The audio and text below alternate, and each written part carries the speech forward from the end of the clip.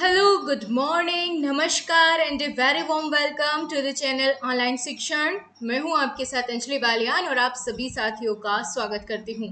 So my dear friends, DSSB PRT के part B की preparation के लिए मैं आपके साथ हाजिर हूं और आज हम शुरू करने जा रहे हैं आपका कोर्स नंबर 502 आपकी NIOS DLED की बुक का, क्योंकि आप सभी जानते हैं कि DSSB में पार्ट बी में सबसे ज़्यादा जो चीज़ें पूछी गई है अभी तक प्रीवियस पेपर के आधार पर वो NIOS है सबसे ऑथेंटिक सोर्स।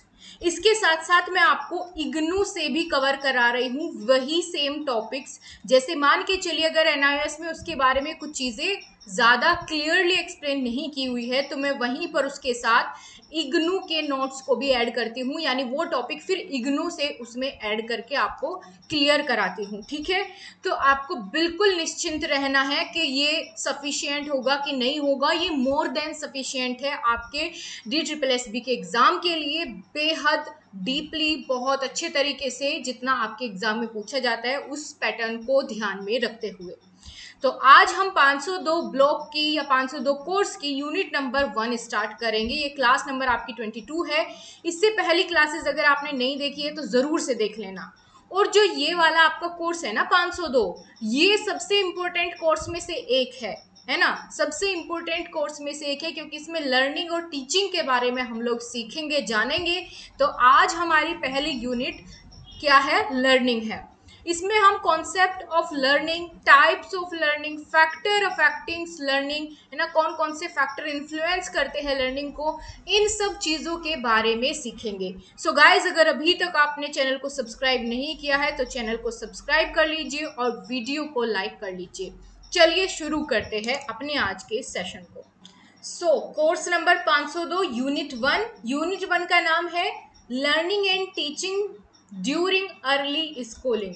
ठीक है, ये आपका यूनिट का नेम है कि टीचिंग और लर्निंग या अधिगम और शिक्षण प्राथमिक या फिर अर्ली स्कूलिंग के दौरान।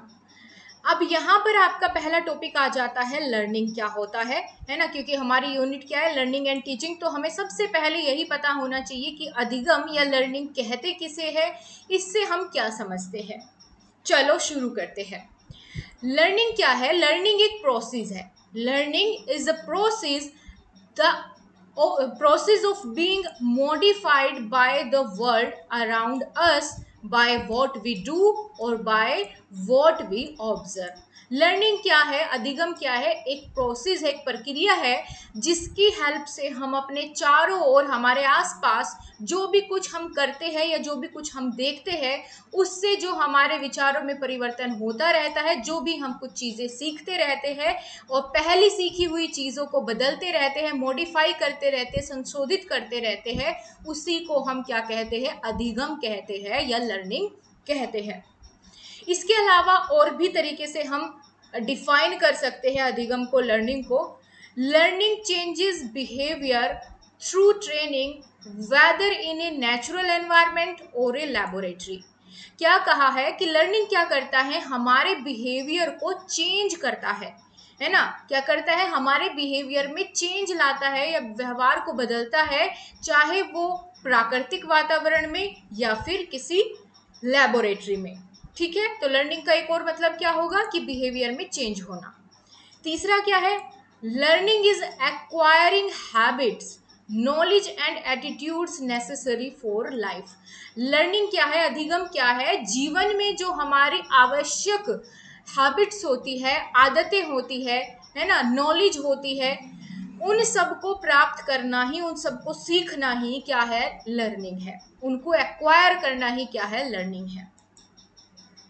इसके अलावा learning is relatively permanent change in personality. जो चीज़ें मैं आपको ये बता रही हूँ, यहाँ से आपको लर्निंग के फीचर्स समझ में आ जाएंगे, क्वालिटीज़ ऑफ लर्निंग समझ में आ जाएगी, क्योंकि यहाँ से क्वेश्चन बनते हैं आपके पेपर में। तो बहुत ध्यान के साथ ये आपको जो पूरी की पूरी ये कोर्स है 502, इसको बहुत अच्छे से देखना है, बड़ा हेल्पफुल रहेगा आपके पेपर में। तो लर्निंग क्या है? परमानेंट चेंज है हमारी पर्सनालिटी और परफॉर्मेंस में। वो कैसे हो सकता है permanent change? Due to practice, but also from insight और मेमोरी।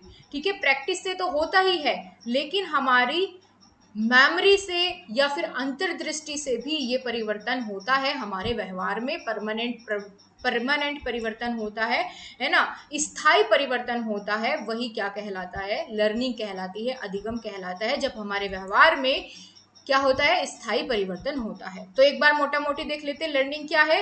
लर्निंग क्या है, एक प्रोसेस है जिससे हम जो भी कुछ अपने आसपास करते हैं, ऑब्जर्व करते हैं, उससे हमारा बिहेवियर मॉडिफाई होता है। लर्निंग हमारे बिहेवियर को चेंज करता है। लर्निंग क्या है, एक प्रोसेस है जिसके थ्रू हम हैबिट्स को, नॉलेज को एक्वायर करते हैं जो हमारे जीवन जीने के लिए नेसेसरी है। लर्निंग क्या है, हमारे पर्सनालिटी में परमानेंट चेंज है। समझ में आ गई इतनी सारी चीजें, बहुत बढ़िया। अब यहाँ पर अंडरस्टैंडिंग लर्निंग इन 3 ब्रॉड वेज, अधिगम को 3 व्यापक तरीकों से समझा जा सकता है। जो भी हमने ऊपर सीखा उसका निचोड़ है ये, है ना। ये पेपर में पूछा जा सकता है कि कौन से 3 ब्रॉड तरीके से हम एक्सप्लेन कर सकते हैं लर्निंग को, तो चौथा कोई एक्स्ट्रा दे देगा, तो आपको ये तीनों ध्यान रहने हैं। हालांकि जो हमने ऊपर अभी जाना लर्निंग के बारे में, उसी का निचोड़ यहाँ पर रखा गया है। चलो देखते हैं। पहला तरीका क्या है, relatively permanent modification of behaviour. क्या है लर्निंग, व्यवहार में स्थायी परिवर्तन है या संशोधन है, मॉडिफिकेशन है, परमानेंट मॉडिफिकेशन है बिहेवियर में। Acquisition of habits, knowledge and attitudes to meet life's demand. हमारे जीवन की मांगों को पूरा करने के लिए आदत, ज्ञान और दृष्टिकोण का अधिग्रहण यानी एक्विजिशन ही क्या है, लर्निंग है। और third one is relatively permanent change in personality in all dimension. Personality में परमानेंट चेंज ही क्या कहलाता है, लर्निंग कहलाता है, अधिगम कहलाता है। समझ में आ गई इतनी सारी चीजें, बहुत बढ़िया तरीके से, है ना। Got it, okay. आगे हम बात करेंगे कैरेक्टरिस्टिक्स ऑफ लर्निंग प्रोसेस। अधिगम प्रक्रिया की कौन कौन सी विशेषताएं हैं। यहाँ से क्वेश्चन ऑलरेडी बन चुके हैं, जैसे ही आप प्रीवियस पेपर सोल्व करोगे तो आपको समझ में आ जाएगी इसकी अहमियत। पहला देखते हैं, पहला कैरेक्टरिस्टिक्स तो यही है कि ये एक सतत प्रक्रिया है, कॉन्टिन्यूअस प्रोसेस है जो निरंतर चलती रहती है लाइफ टाइम, है ना। हम सीखते हैं कब से कब तक, जब हम जन्म लेते हैं तब से हम कुछ ना कुछ सीखना शुरू कर देते हैं, और जब तक कि मृत्यु नहीं हो जाती तब तक हम अपनी लाइफ में कुछ ना कुछ चीजें सीखते रहते हैं। तो लर्निंग क्या है, एक कॉन्टिन्यूअस प्रोसेस है, ठीक है। इसके अलावा गोल डायरेक्टेड या गोल ओरिएंटेड लर्निंग क्या होता है, लक्ष्य निर्देशित होता है, गोल डायरेक्टेड होता है। यानी लर्निंग वहीं स्टार्ट होती है जहां हमारे अंदर क्या होती है, कोई इच्छा होती है, कोई ड्राइव होती है कुछ ना कुछ सीखने की, कोई गोल अचीव करने की, तभी हम क्या करते हैं, सीखते हैं। ठीक है, जब हमारे अंदर इच्छा होती है, हमारा कोई गोल होता है, तब हम और बेहतर ढंग से क्या करते हैं, सीखते हैं। तो कॉन्टिन्यूअस प्रोसेस है, गोल डायरेक्टेड है। तीसरा कैरेक्टरिस्टिक क्या है, इंटेंशनल है, यानी हम अनइंटेंशनली नहीं सीख सकते, है ना। हम लर्निंग उसे कहेंगे जब हम इंटेंशनली कुछ सीखते हैं, हमारे इरादे होते हैं कुछ सीखने के, ठीक है। जानबूझकर की गई गतिविधि की अधिगम को लक्ष्य तक पहुंचने के लिए हम जो जानबूझकर इंटेंशनली कुछ चीजें सीखते हैं या कोई कार्य करते हैं, है ना, तो वही यहाँ पर क्या होता है, लर्निंग का एक कैरेक्टरिस्टिक होता है। नेक्स्ट है एक्टिव प्रोसेस। लर्निंग कैसा प्रोसेस है, एक सक्रिय प्रोसेस है, सक्रिय प्रक्रिया है, एक्टिव प्रोसेस है। ये फिजिकली और मेंटली एक्टिव हो तभी आप इसको कर सकते हैं। देन इंडिविजुअलिस्टिक लर्निंग जो है वो पर्सन टू पर्सन डिफर करती है। ऐसा नहीं है कि हर इंसान एक ही तरीके से सीखेगा, है ना। ये पर्सन टू पर्सन क्या करेगी, इसका ये डिफरेंट होती है पर्सन टू पर्सन। इसका जो पेस होता है, पेस का मतलब है कि भाई सामने वाला किस स्पीड से सीख रहा है, ये उस पर निर्भर करता है। सब एक जैसे नहीं सीखते हैं।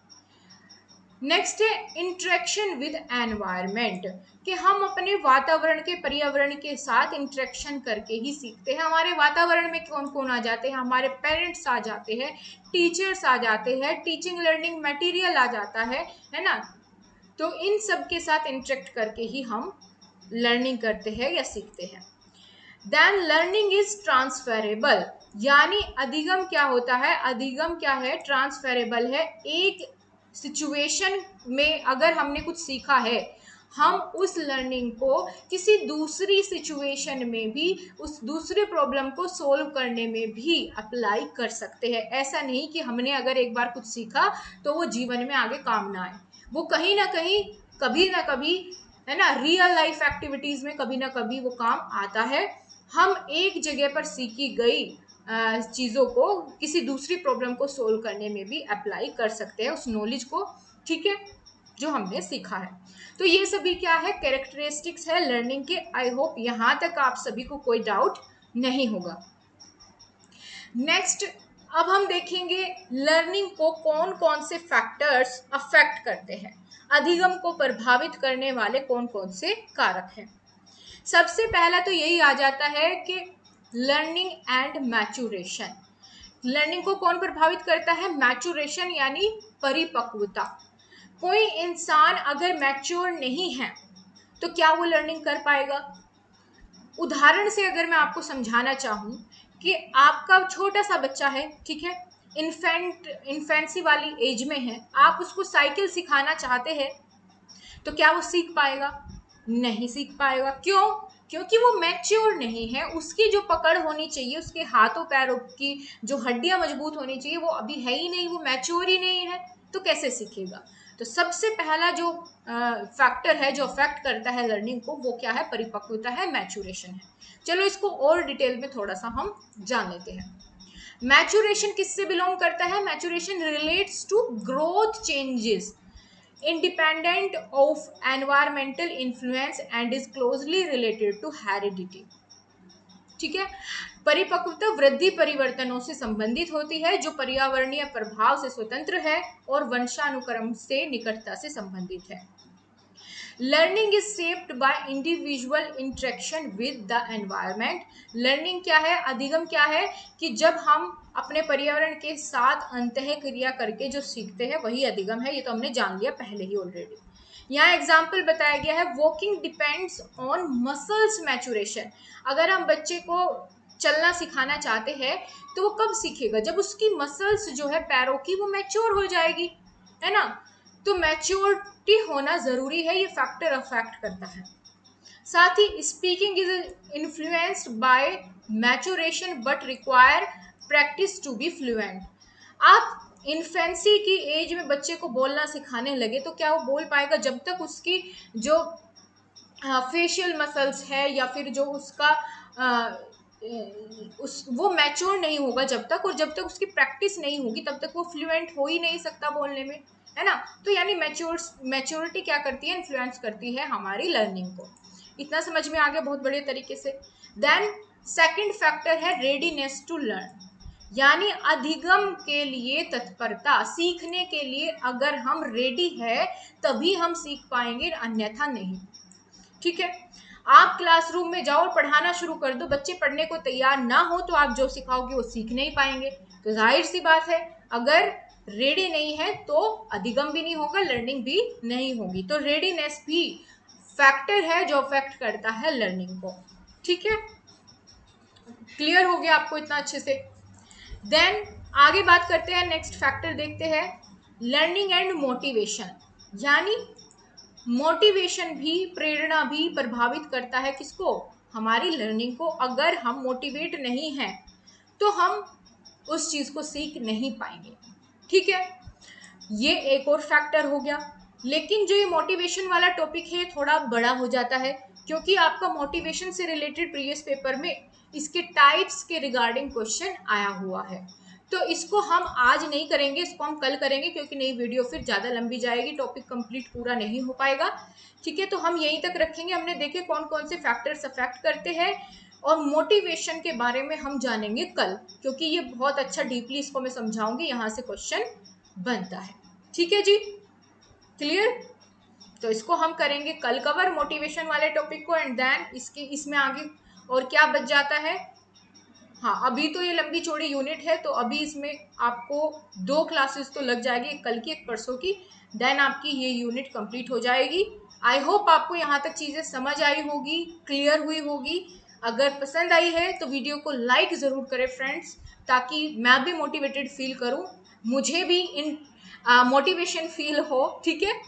और आपके लिए बढ़िया से बढ़िया मटेरियल मैं लेकर के आती रहूँ आपको इजी वे में समझाने के लिए। तो मिलते हैं आपसे नेक्स्ट क्लास के साथ, तब तक के लिए नमस्कार, जय हिंद, वंदे मातरम।